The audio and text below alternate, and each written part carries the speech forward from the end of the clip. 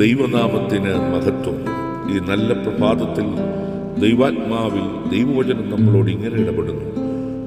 അപ്പോസ്തലനായ പത്രോസ് എഴുതിയ 1-ാം ലേഖനം 1-ാം അധ്യായം അതിൻ്റെ 10-ാമത്തെ വാക്യം.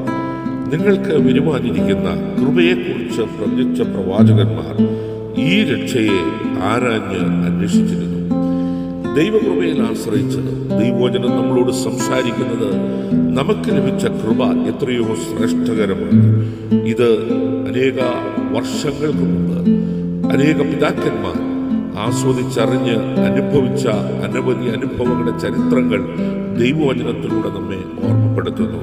ഈ രക്ഷയെക്കുറിച്ച് അവർ ആരാഞ്ഞറിഞ്ഞവരായിരുന്നു. ഈ പകൽക്കാലം ദൈവവചനം നമ്മെ ഓർമ്മപ്പെടുത്തുന്നത് വരുവാനിരിക്കുന്ന ദൈവകൃപയുടെ ശ്രേഷ്ഠകരമായ രക്ഷയെക്കുറിച്ച് ആത്മാവിൽ തിരിച്ചറിഞ്ഞുകൊണ്ട് ഭയം കൂടാതെ ദൈവവചനത്തിൽ അടിയുറച്ച് വിശ്വസിച്ച് ഈ നാളുകളിൽ നമ്മുടെ മരുഭൂമി പ്രയാണം ഭയം കൂടാതെ നയിപ്പാൻ തക്കവണ്ണം നമുക്ക് ഓരോരുത്തർക്കും ഇടയായി തീരണം. പലപ്പോഴും വൈരുദ്ധ്യങ്ങൾ തല ഉയർത്തി നിൽക്കുമ്പോൾ അതിൻ്റെ മുമ്പിൽ തകർന്നു പോകുന്നവരുടെ കൂട്ടത്തിൽ എണ്ണപ്പെടുവാനല്ല, പിന്നെയോ വിജയം പ്രാപിച്ച വിശുദ്ധന്മാരുടെ കൂട്ടത്തിൽ നാമും ഉൾപ്പെടേണ്ടതിനായി ഭയത്തോടും പ്രവാസകാലം കഴിപ്പാൻ നമുക്ക് ഓരോരുത്തർക്കും ഈ കാലഘട്ടങ്ങളിൽ ഇടയായി തീരട്ടെ.